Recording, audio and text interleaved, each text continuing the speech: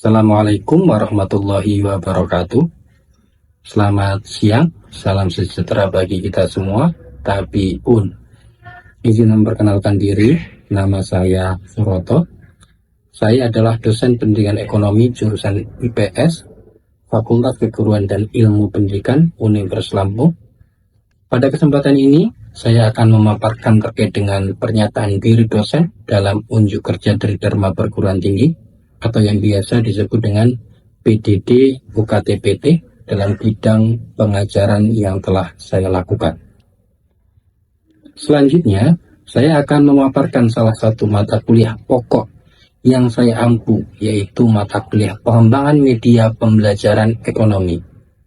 Pada mata kuliah ini dijelaskan beberapa aspek terkait dengan delivery, interaction, assessment, atau yang disebut DIA. Untuk detail penjelasannya, saya akan membagi pada beberapa poin. Di antaranya, yang pertama adalah deskripsi mata kuliah. Yang kedua, capaian pembelajaran mata kuliah atau yang biasa disebut dengan JPMK. Yang ketiga adalah materi pembelajaran. Yang keempat adalah model dan metode pembelajaran. Dan yang terakhir adalah sistem dalam penilaian. Mata kuliah pengembangan media pembelajaran ekonomi merupakan mata kuliah wajib program studi yang harus ditempuh oleh mahasiswa pendidikan ekonomi. Keterampilan kepada mahasiswa dalam merancang, mengembangkan, dan mengimplementasikan beberapa media pembelajaran yang efektif dan inovatif untuk mata pelajaran ekonomi. Hal ini dilakukan untuk membekali mahasiswa untuk memahami konsep dasar media pembelajaran dan peranannya dalam pendidikan ekonomi. Yang kedua adalah membekali mahasiswa untuk mengetahui jenis-jenis media pembelajaran, karakteristik, kelebihan, dan kekurangannya. Yang ketiga, membekali mahasiswa agar mampu merancang dan mengembangkan media pembelajaran yang relevan dan efektif untuk pembelajaran. Yang keempat adalah membekali mahasiswa agar menguasai teknik evaluasi dan pemilihan media pembelajaran yang sesuai dengan kebutuhan siswa dan tujuan pembelajaran. Yang terakhir, membekali mahasiswa agar mampu mengintegrasikan teknologi dalam pengembangan media pembelajaran ekonomi. Capaian pembelajaran mata kuliah atau yang biasa disebut JPMK merupakan kemampuan yang diharapkan pada mata kuliah pengembangan media pembelajaran ekonomi, di mana JPMK berasal dari turunan capaian pembelajaran lulusan yang berasal dari kurikulum program studi. CPL pada mata kuliah pengembangan media pembelajaran ekonomi terbagi dalam 4 ranah, yaitu sikap, pengetahuan, keterampilan umum, dan keterampilan khusus.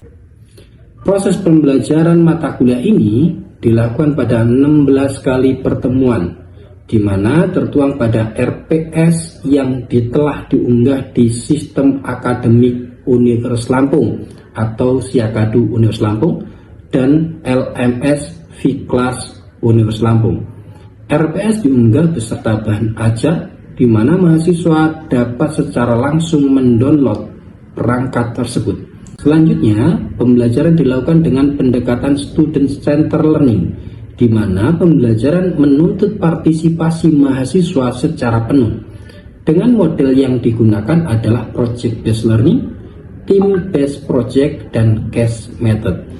Model berbasis proyek dan masalah merupakan model yang ditentukan oleh perguruan tinggi sebagai salah satu upaya untuk melibatkan mahasiswa dalam proses pembelajaran sehingga mahasiswa akan mendapatkan pengalaman secara langsung dan bermakna.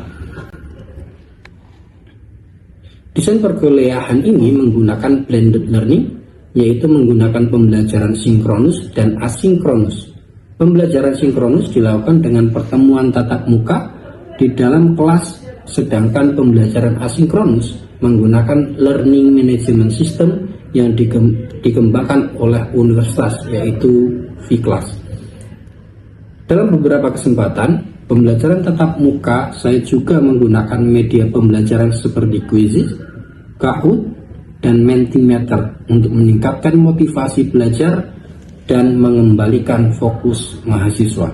Dalam setiap pembelajaran asinkronus yang menggunakan Vclass, mahasiswa dapat mengakses beberapa menu, yaitu kehadiran, video, materi, dan diskusi. Beberapa menu tersebut wajib diakses secara runtut oleh mahasiswa agar dapat melanjutkan menu selanjutnya. Hal ini dilakukan agar mahasiswa dapat tertib dalam proses pembelajaran, yaitu mengisi presensi kehadiran, mempelajari materi yang dijelaskan pada video pembelajaran, mempelajari lebih lanjut pada PPT yang telah diakses, dan mahasiswa berkewajiban untuk melakukan diskusi sebagai salah satu penilaian pemahaman terhadap materi yang telah diajarkan.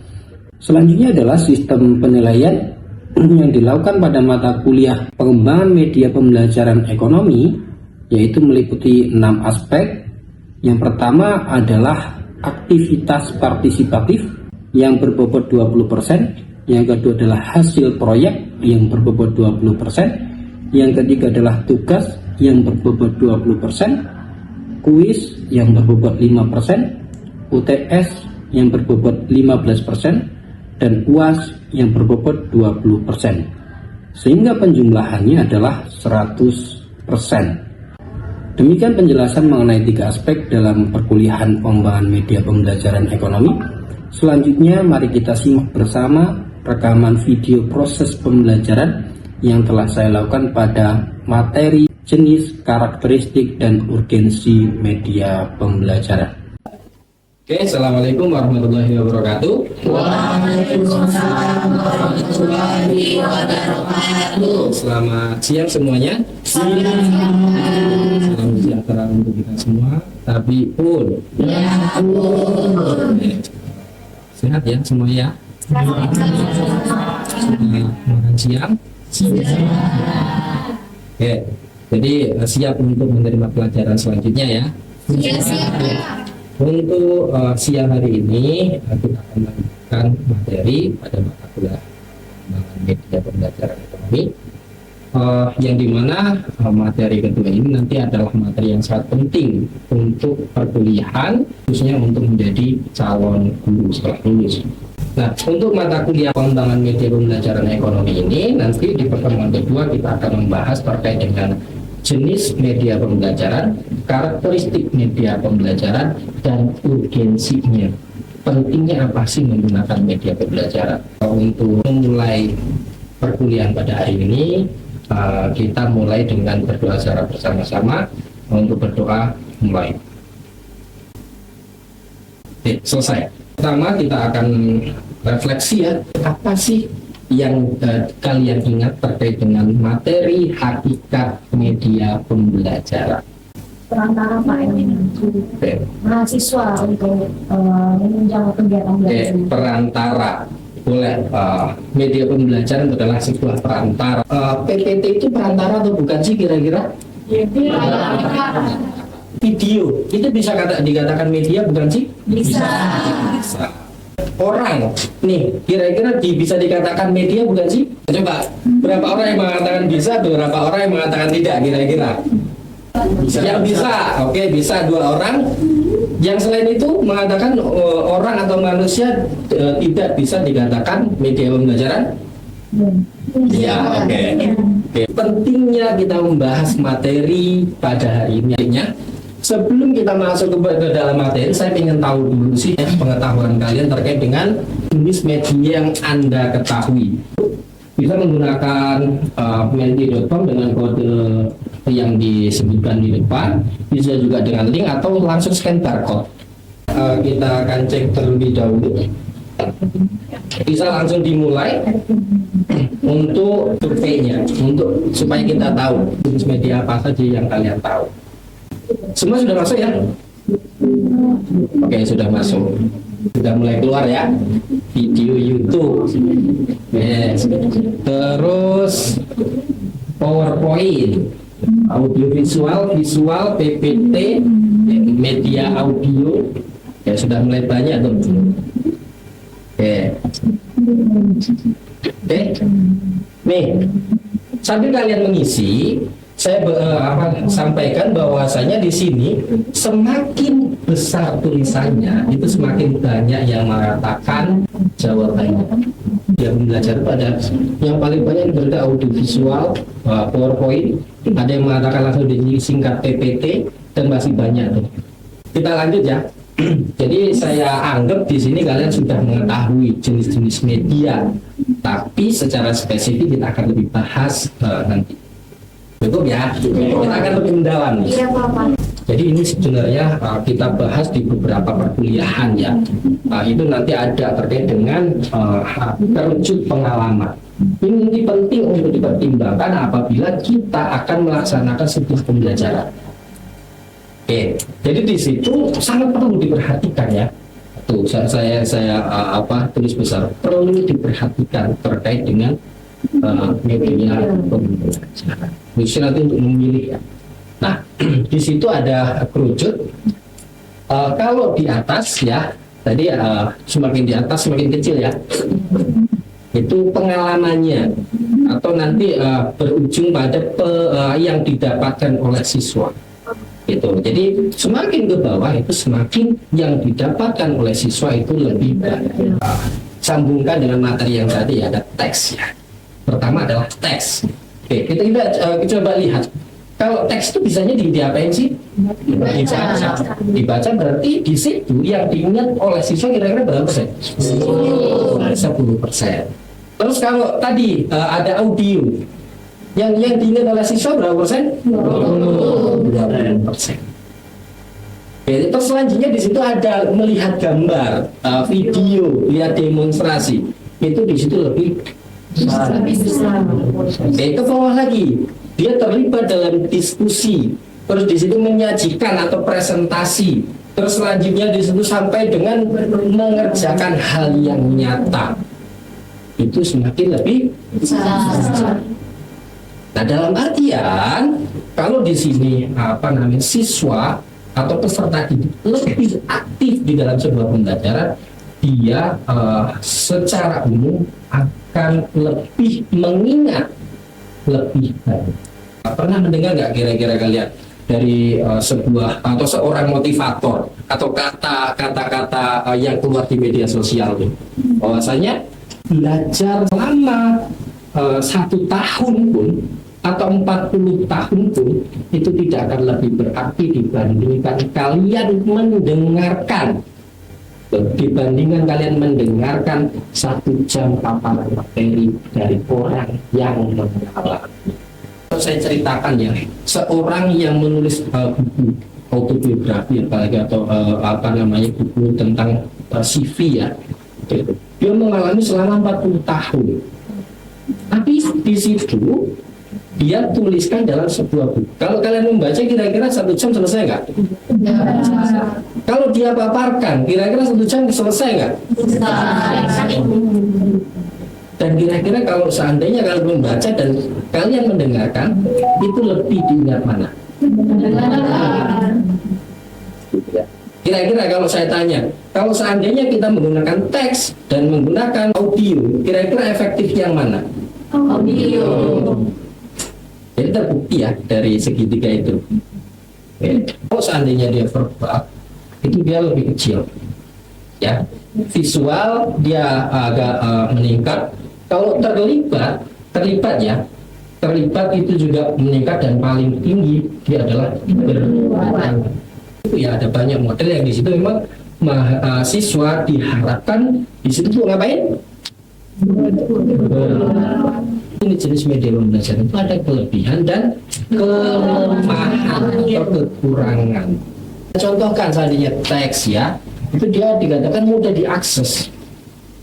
Tapi kelemahannya apa? Membutuhkan keterampilan membaca atau bisa membosankan, membutuhkan waktu yang lama.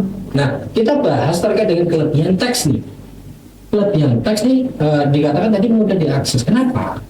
Karena seandainya nih teks dalam sebuah PDF ya, PDF kalau kita bandingkan dengan media yang berbentuk video, kira-kira size-nya, ukurannya kira-kira besar yang mana? video atau mungkin audio, kayak gitu kan. Oke, terus kita lanjut karakteristik media pembelajaran ya. Kita akan bahas lebih mendalam. Ciri fiksatif itu adalah dia bisa merekam, bisa menyimpan, bisa melestarikan. Kita contohkan nih sebuah PPT. Kira-kira PPT itu bisa menyampaikan materi nggak sih kira-kira? Bisa.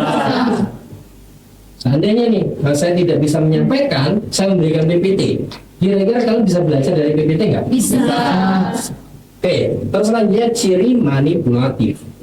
Ya, jadi dia ciri manipulatif itu adalah mentransformasi sebuah objek atau proses itu untuk mengatasi masalah ruang dan waktu. Di situ dikatakan manipulatif. Oke, terus selanjutnya distributif. Jadi dalam materi pendidikan ekonomi adanya distribusi ya. Iya. Jadi kalau distribusi apa sih? Bisa menyampaikan. Jadi dia bisa menyampaikan atau menyajikan dalam sebuah media dan disampaikan secara luas. Sebelum saya lanjut, mungkin ada yang perlu didiskusikan, perlu ditanyakan. Saya izin bertanya Pak. Oke. Yang Pak, sebelumnya saya izin bertanya. Ini kan ada ciri-ciri dari media pembelajaran. Nah, media pembelajaran itu salah satu saja di antara ciri-ciri ini atau semuanya Pak? Gitu. Jadi kalau misalnya ada manipulatif dan distributif, tapi tidak ada fiksatif, dia tidak dikatakan media pembelajaran atau seperti apa Pak ini? Oke. Pak, seandainya tidak memenuhi salah satu, kira-kira bisa dikatakan sebuah media enggak? Gitu kan? Iya Pak.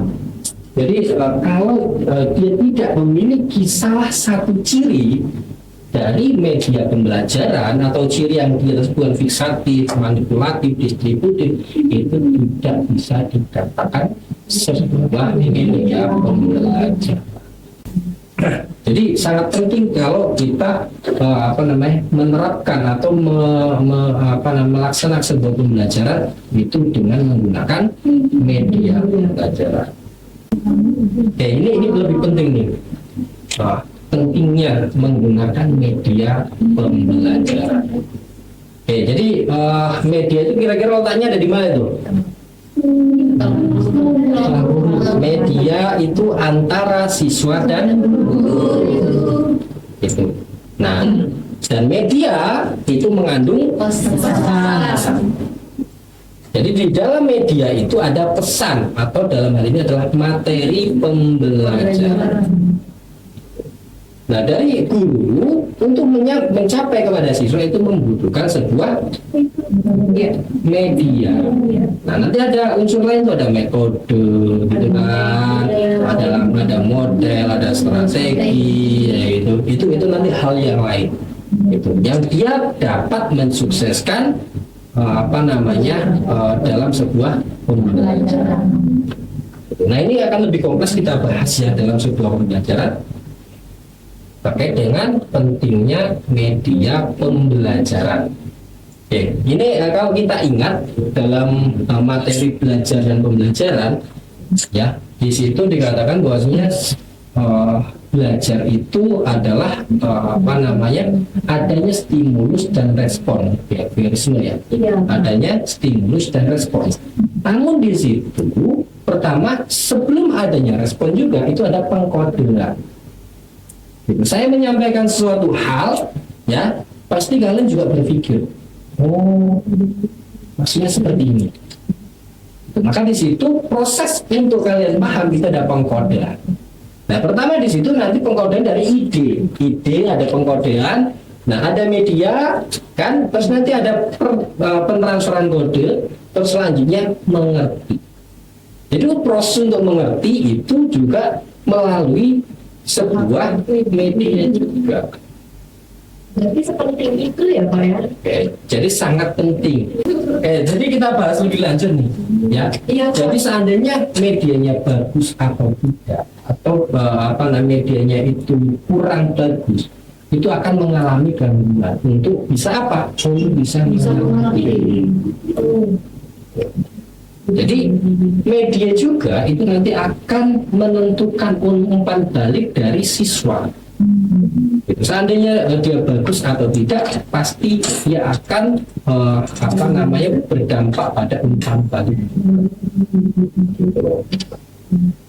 Jadi sangat penting kalau kita menerapkan atau melaksanakan sebuah pembelajaran itu dengan menggunakan media pembelajaran. Oke. Nah ini dari beberapa ahli, ada urgensi media pembelajaran. Nah ini dari Hennig dan Molinda dan dari Arif Sadiman dan kawan-kawan. Oke, kita bahas dari Hennig dan Molinda nih. Yang pertama adalah meningkatkan daya tarik. Jadi sebuah media pembelajaran itu dapat meningkatkan daya tarik. Seandainya saya ngomong aja tanpa mengilustrasikan. Kira-kira kan kalian akan lebih paham saya ngomong aja atau saya juga mengilustrasikan? Oke, terus selanjutnya adalah mengatasi keterbatasan. Apalagi ini zaman teknologi ya. Jadi walaupun kalian berada dimanapun ya, selagi ada media yang bisa digunakan, kalian bisa menyaksikan, kalian bisa mengikuti perkuliahan. Jadi dia mengatasi keterbatasan ruang dan waktu, karena ada sinkronus dan asinkronus. Begitu juga dari Arif Sadiman, dia memperjelas penyajian pesan. Saya menjelaskan, saya memberikan gambaran atau gambar, itu pasti kalian akan lebih paham kalau gambar. Terus meningkatkan keterlibatan siswa. Oke, jadi di situ seandainya kita menggunakan media pembelajaran, siswa akan lebih teraktif, gitu. Dia dapat terdorong, wah bagus nih, nah, gitu kan, itu semangat dia untuk belajarnya, dia lebih dapat mendorong. Oke, terus selanjutnya memotivasi siswa, gitu. Jadi kalau kita menggunakan media-media yang di situ memang disukai oleh siswa, maka siswa juga akan termotivasi daripada melihat misalnya perang berkala, gitu kan, gitu. Jadi media pembelajaran dapat menimbulkan atau meningkatkan motivasi belajar siswa. Oke, dari situ mungkin ada yang perlu didiskusikan atau ditanyakan. Cukup paham ya. Ini adalah kerangka inti nih. Kita bahas tadi ya terkait dengan pentingnya media pembelajaran ya. Jadi perlu kita pahami juga kerangka inti pembelajaran pada abad ke-21. Oke, di situ ada kerangka intinya, ada banyak ya di situ. Dan media ada di mana? Media ada di jadi nanti kerangka inti pembelajaran dari abad ke-21 itu memang sangat membutuhkan media. Tidak akan lengkap, tidak akan sempurna kalau tidak menggunakan media pembelajaran. Coba seandainya saya hilangin ini, kira-kira jadi setengah lingkaran lah. Ya, ini saya bahas lebih penting lagi. Kerangka yang dibutuhkan, keterampilan yang dibutuhkan pada abad 21. Jadi di situ juga diharapkan nih melek media. Apalagi nih kalian mau menjadi calon guru, gitu kan? Ini yang dibutuhkan. Jadi keterampilan yang dibutuhkan pada abad 21. Oke, mungkin dari situ ada yang perlu ditanyakan atau didiskusikan? Ya, cukup ya. Oke, nah ini sebelum kesimpulan nih supaya tidak bosan. Supaya tidak bosan, kita coba evaluasi dari belajarnya. Oke, jadi di situ kita akan evaluasi menggunakan kuisis ya. Kalian bisa masuk menggunakan beberapa cara. Ada cara satu itu dengan kode ya, yang kedua dengan link atau langsung scan barcode. Oke. Udah bisa? Udah bisa Pak.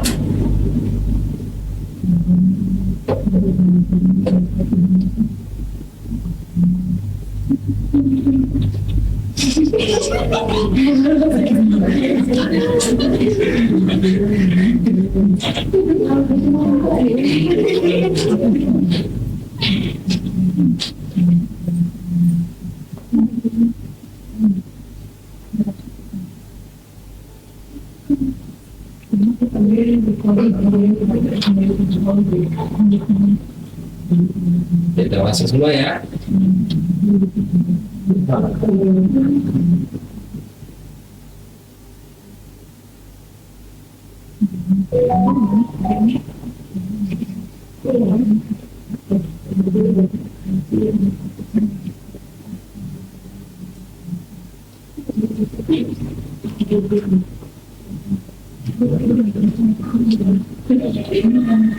Seru banget ya.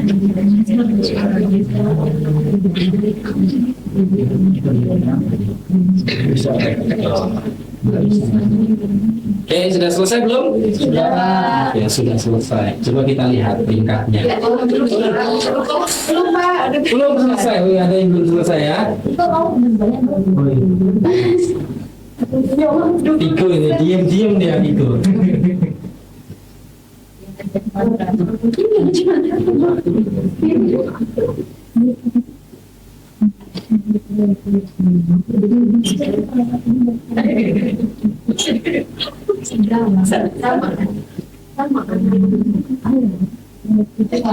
Sudah ya.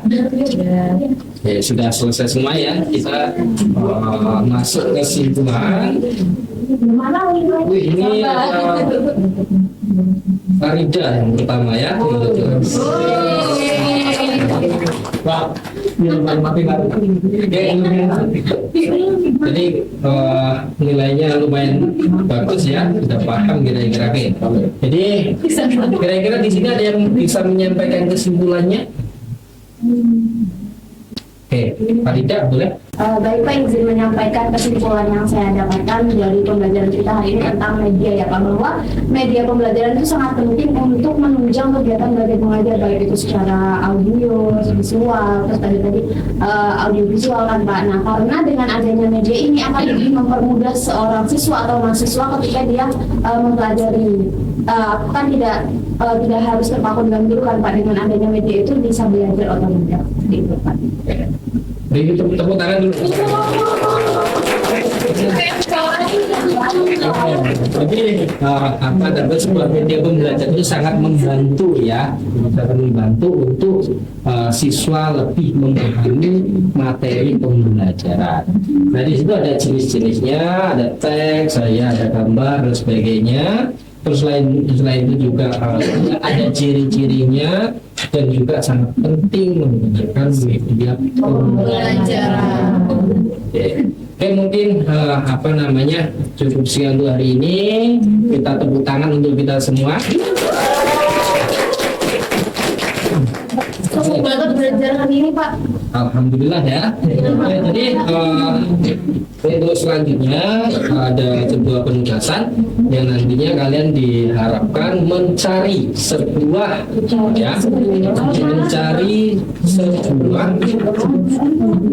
RPP. Sebuah RPP dari online ya, mata pelajaran ekonomi SMA.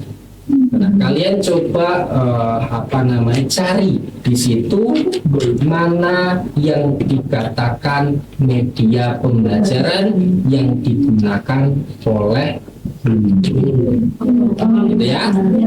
Yang cari media pembelajaran dalam RPP. Ya, jadi mana sih yang digunakan media pembelajaran, apa saja sih yang digunakan gitu ya. Nanti kalian di situ tulis ya, kalian tulis media-media pembelajaran yang digunakan dalam pembelajaran di RPS. Oke, mungkin cukup sekian untuk hari ini. Sampai jumpa lagi minggu depan. Semoga sehat selalu. Saya akhiri, wassalamualaikum warahmatullahi wabarakatuh. Waalaikumsalam warahmatullahi wabarakatuh.